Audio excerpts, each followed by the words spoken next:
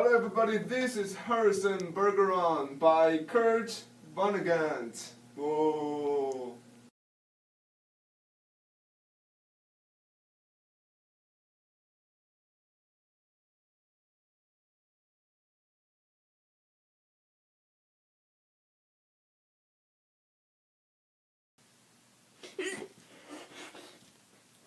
Oh, that dance was so pretty, wasn't it, George?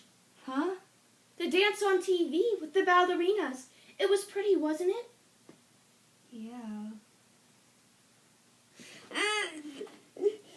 Oh, what did that one sound like? It sounded like somebody hitting a milk bottle with a ball-peen hammer. I think it would be real interesting hearing all the different sounds, all the things they think it must be amazing. Only, if I was handicapper general, you know what I would do? If I was Diana Moon Glampers, I'd have chimes on Sunday. Just chimes. Kind of honor religion.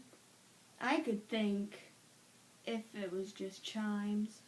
Well, maybe make 'em real loud. I think I'd make a good handicapper general, don't you think? Good as anybody else. Who knows better than I do what normal is? Boy, that one was a real doozy, wasn't it? All of a sudden you look so tired. Why don't you stretch out on the sofa so you can rest your handicap bag on the pillows, honey bunch? Go on and rest the bag for a little while. I don't care if you're not equal to me. I don't mind it. I don't notice it anymore. It's just a part of me. You've been so tired lately, kind of wore out. If there was just some way we could take maybe a little hole in the bottom of the bag and just take a few of them lead balls out. Just a few. 2 years in prison and $2,000 fine for every ball I took out.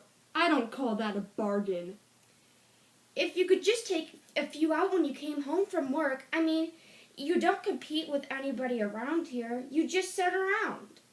If I tried to get away with it, then other people would get away with it, and pretty soon we'd be right back to the dark ages again, with everybody competing against everybody else. You wouldn't think like that, would you?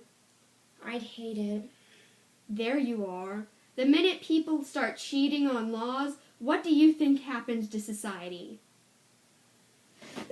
Well, I'd reckon it'd fall apart. What would? Society. Wasn't that what you just said? Who knows? Ladies and gentlemen, excuse me, that was quite an unfair voice. Ladies and gentlemen, Harrison Bergeron, age 14, has just escaped from jail where he was held on suspicion of plotting to overthrow the government. He is a genius and an athlete, is under-handicapped, and should be regarded as extremely dangerous. If you see this boy, do not, I repeat, do not try to reason with him.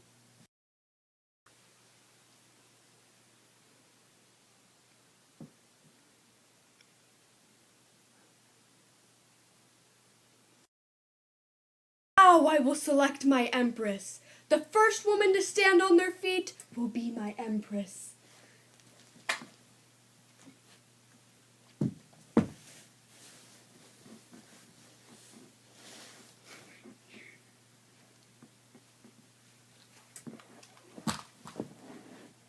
Play your best music, musicians, and I will make you barons and dukes.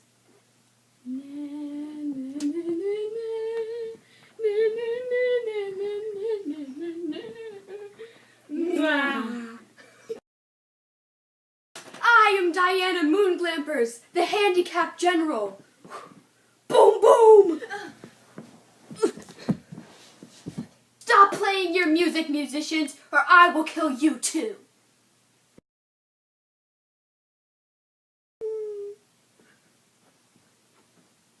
You been crying?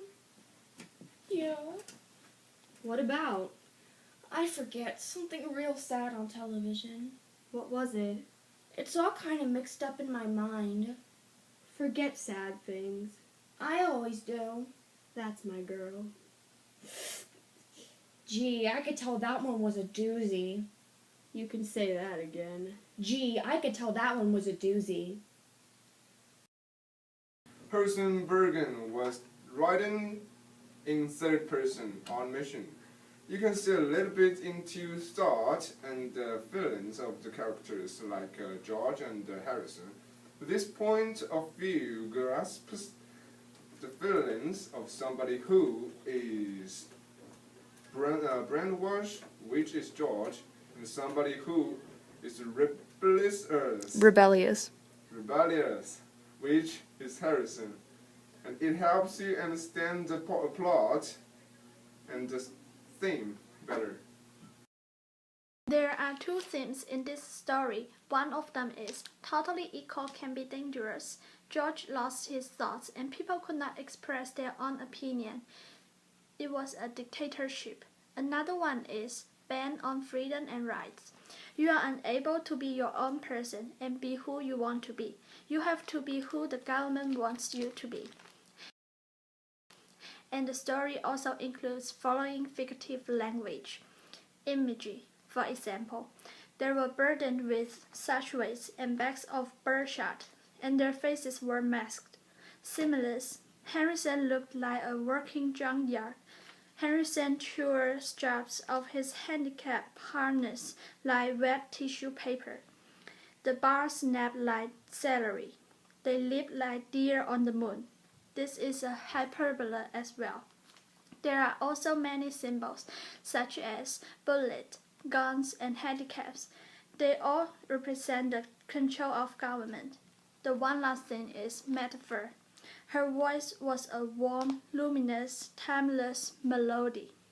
In the race of life, Harrison carried 300 pounds. That's it. Thank you.